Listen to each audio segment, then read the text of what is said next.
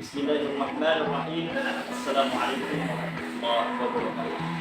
Kami mahasiswa Fakultas Studi Ilmu Al-Quran dan Tafsir Fakultas Siswa Dinasti Agama Universitas Islam Negeri Mataram dari kelompok 1 mata kuliah bimbingan dan konseling Islam akan menyampaikan materi kami mengenai landasan subjek dan objek bimbingan konseling Islam.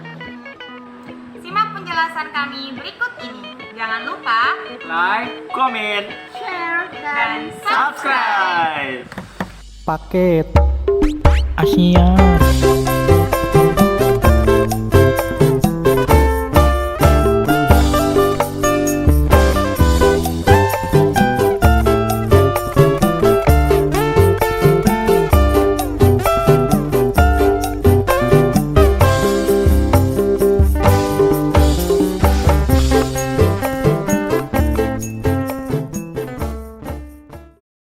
Assalamualaikum warahmatullahi wabarakatuh. Alhamdulillah fadala bani adam bil ilmi wal amal wa faddalahu ala jami'il alamin wa salatu wassalamu ala rasulillah Muhammad bin Abdullah wa ala alihi wa sahbihi wa man. Perkenalkan, nama saya Muhammad Sibawihi dengan NIM 2601060. Saya sebagai pemateri pertama akan membahas mengenai pengertian daripada bimbingan konseling Islam. Secara bahasa, konseling itu disebut dengan al-irsyad, kemudian bimbingan itu disebut dengan at-tawjih, kemudian dialih bahasakan menjadi at-tawjih wal irsyad. Secara bahasa, al-irsyad itu berarti al-huda, yang artinya dalam bahasa Indonesia berarti petunjuk atau juga bisa berarti meminta nasihat. Kemudian bimbingan konseling Islami secara istilah adalah proses memberikan bantuan kepada konseli untuk mengenal, mengetahui dan memahami keadaan dirinya sesuai dengan hakikatnya, atau memberi kesadaran bagi konseli akan fitrahnya. Dan juga bimbingan konseling Islami ini juga mendorong seseorang untuk selalu bertawakal kepada Allah Subhanahu wa taala, selalu mengkonsultasikan segala permasalahannya kepada Allah Subhanahu wa taala. Pada tahap ini Allah Subhanahu wa taala yang Maha Agung dijadikan sebagai konselor utama yang dapat memberikan ketenteraman dan kekuatan hati. Bimbingan konseling Islami ini juga berorientasi pada tujuan pendidikan Islam, yaitu menciptakan sebuah kehidupan yang sakinah. Kehidupan itu tidak hanya melulu tentang kemakmuran, akan tetapi juga tentang sebuah ketenteraman hidup secara spiritual. Ketenteraman hidup ini juga disebut dengan an-nafsul mutmainnah, atau biasa juga disebut artinya yaitu jiwa yang tenang. Baik, mungkin itu saja yang bisa saya sampaikan. Kurang dan lebihnya saya mohon maaf. Kemudian akan disampaikan oleh pemateri selanjutnya. Baik, di sini saya sebagai pemateri kedua akan menyampaikan tentang landasan-landasan yang ada dalam bimbingan dan konseling Islami. Baik, dari pemaparan yang telah disampaikan tadi tentang pengertian dari bimbingan dan konseling Islami, maka di sini ada beberapa landasan yang harus ditekuni. Yang pertama yaitu landasan religius. Dalam landasan religius ada beberapa pokok yang harus kita pahami. Yang pertama yaitu manusia sebagai makhluk Tuhan.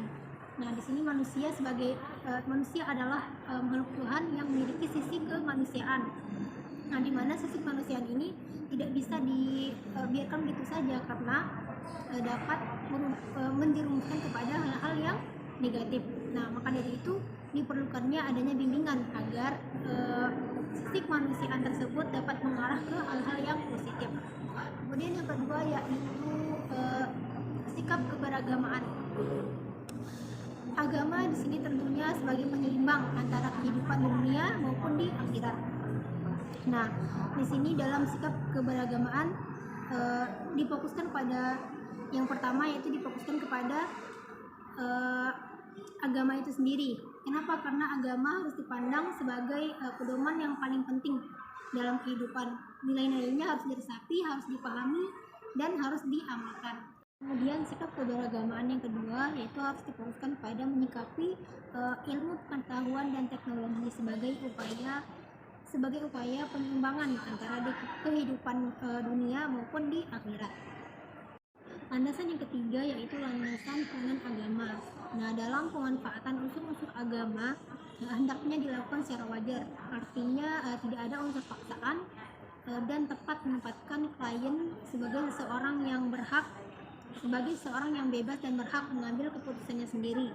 Nah, sehingga agama tersebut dapat berperan positif terhadap bimbingan konseling yang dilakukan oleh agama sebagai pedoman hidupnya. Karena agama itu berfungsi memelihara fitrah, memelihara jiwa, memelihara akal, dan memelihara keturunan. Nah, mungkin hanya itu yang dapat saya sampaikan. Akan dilanjutkan oleh pemateri selanjutnya. Syukron. Bismillahirrahmanirrahim. Perkenalkan, nama saya Galuh Suryani dengan NIM 200601016 sebagai pemateri ketiga akan menjelaskan tentang landasan psikologis yang harus dikuasai oleh seorang konselor. Selain landasan religius, bimbingan konseling Islam juga memiliki landasan psikologis. Nah, apa itu landasan psikologis? Landasan psikologis di sini merupakan landasan yang memberikan pemahaman bagi seorang konselor untuk memahami psikologi atau perilaku individu yang akan menjadi kliennya. Lalu, apa saja landasan psikologis yang harus dikuasai oleh seorang konselor? Yang pertama adalah motif dan motivasi. Motif dan motivasi di sini berkenaan dengan dorongan yang menggerakkan seseorang untuk berperilaku baik. Kemudian motif di sini dibagi menjadi dua, yaitu motif primer dan motif sekunder. Apa itu motif primer? Motif primer yaitu motif yang didasari kebutuhan asli seorang individu, seperti rasa lapar, rasa haus, dan lain sebagainya. Sedangkan motif sekunder yaitu motif yang terbentuk dari hasil belajar. Contohnya kebutuhan rekreasi dan lain sebagainya.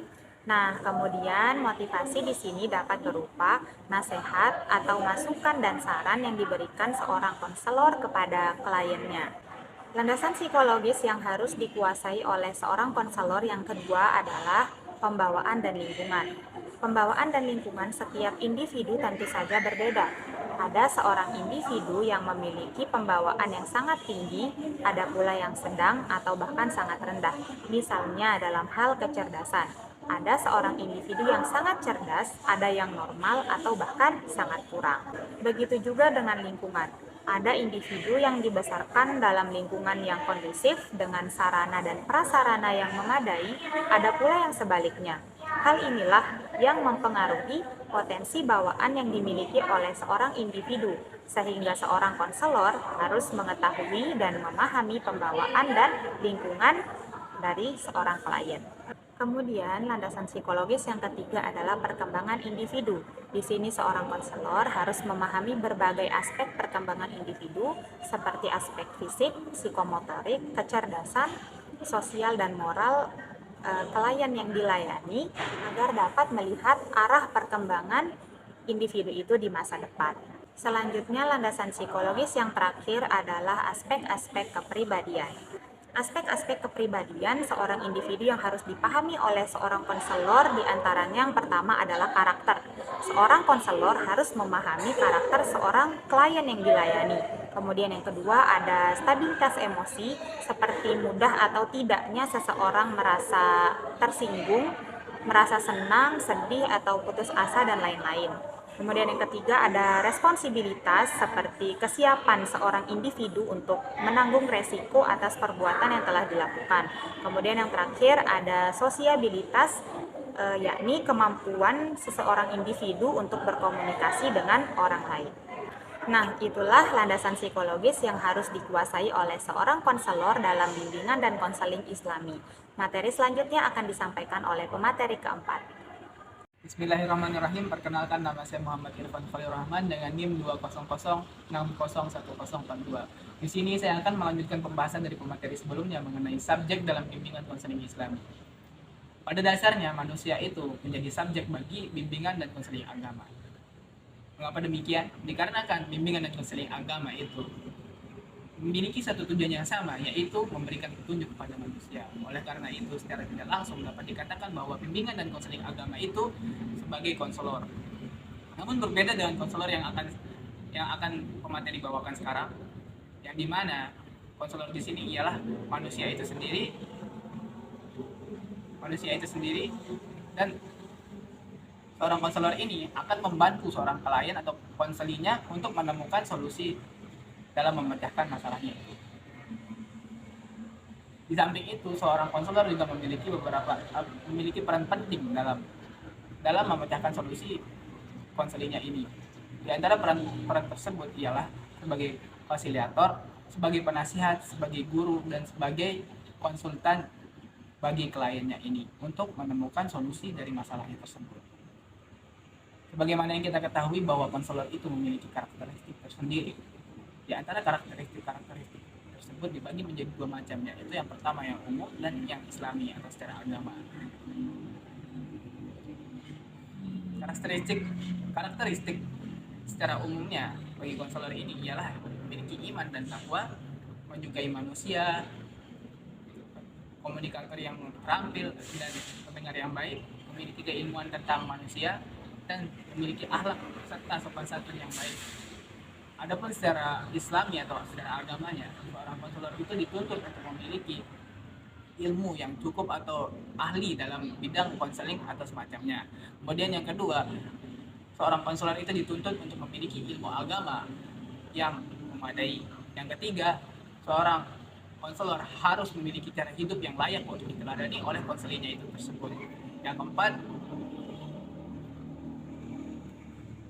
keinginan yang kuat dan ikhlas dalam membantu konselinya, dan masih banyak lagi karakteristik yang lainnya. Mungkin hanya demikian yang bisa saya sampaikan, kurang lebihnya mohon maaf. Wabillahi taufiq wal hidayah. Wassalamualaikum warahmatullahi wabarakatuh. Bismillahirrahmanirrahim. Perkenalkan, saya Naura Dwi Handayani dengan NIM 200601015. Dan di sini saya sebagai pemateri terakhir akan menjelaskan materi mengenai objek dalam bimbingan konseling Islami. Jadi, objek dalam bimbingan konseling Islami itu ialah klien atau orang yang menerima dan orang yang menjadi sasaran dalam kegiatan bimbingan dan konseling yang biasanya disebut sebagai konseli. Dan orang yang dapat dikatakan sebagai konseli ialah orang yang sedang mengalami masalah dan orang tersebut tidak mampu menyelesaikan masalahnya sendiri tanpa adanya bantuan dari orang lain, baik masalah tersebut bersifat rohaniah ataupun jasmaniah. Jadi, objek dalam bimbingan konseling itu ialah orang yang sedang mengalami masalah dan membutuhkan bantuan bimbingan dan konseling.